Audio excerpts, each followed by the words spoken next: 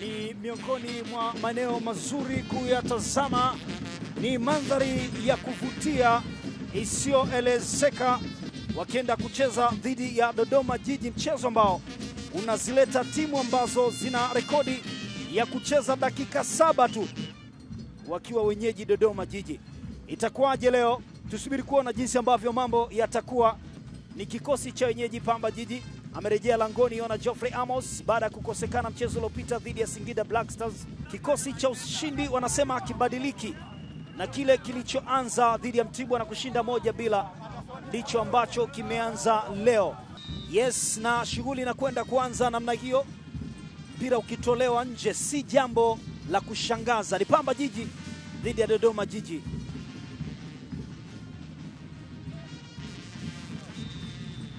Ni foul inawekwa pale, ni faida kwa Dodoma Jiji. Mchezaji wa kwanza kuonyeshwa kadi ya njano, nyota kimataifa kutoka Kenya ambaye ametua msimu huu Pamba. Yes, namna hiyo akaambiwa chukua hii. Amecheza Tusker FC na Shemenel Sugar. Mpira unaletwa ule kupambanishwa, Mwampangama anacheza mpira lakini yuko pale goalkeeper Yona Geoffrey Amos anathibitisha. Hii ni shambulizi ambalo alilifanya Mwampangama na akakataa Yona Geoffrey Amos. Alichotwa mzobe. Kadi ya njano ya pili inashuhudiwa katika mchezo na nizamu ya Mwana Kibuta David. Shafani alipewa yellow na wakati huu anaoneshwa Mwana.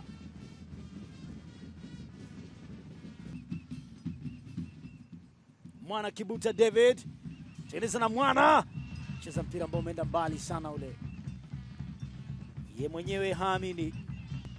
Mwana Kibuta David alifanikiwa kuondoka kwa ustadi wa hali ya juu sana, lakini jaribio ambalo alilifanya ni Faraji Mohamed ameucheza mpira ule.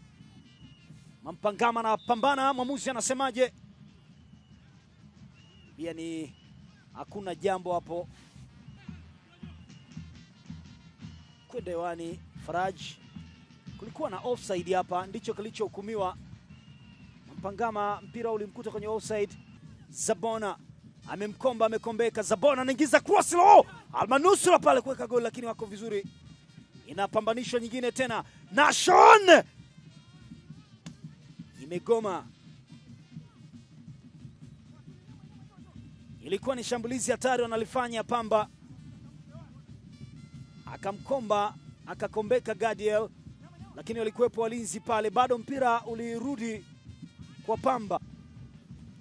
Munganga ameucheza mpira ule akiwa ndiye mchezaji wa mwisho kuugusa na kukamilisha dakika 45 za kipindi cha kwanza kwa mujibu wa kipenga cha mwamuzi Amina Kiando. Mchezo wa ligi kuu ya NBC ambao unapigwa katika uwanja wa CCM Kirumba Mwanza, kuzielekea dakika 45 zinazokwenda kukamilisha dakika 90. Karibu sana CCM Kirumba Mwanza. Ni Pamba Jiji dhidi ya Dodoma Jiji, nafasi ambayo imeshindikana. Mwampangama, pasi yake imekataliwa ile. Kevin Nashon, Naftal! Lakini ameishia kurudi nyuma na kutoa maelekezo. Sabu za Mgore zilikuwa 100%. Wanatengeana bado Dodoma. David Mwana Kibuta David amepita katikati yao. Kibuta David anaingiza mpira lakini unapita hivi. Ameucheza Yona ya 3 ya njano katika mchezo, anamwambia njoo Peter Loasa. Msimu uliopita mchezo wa kwanza kabisa kukutana wawili hao uliisha 0-0.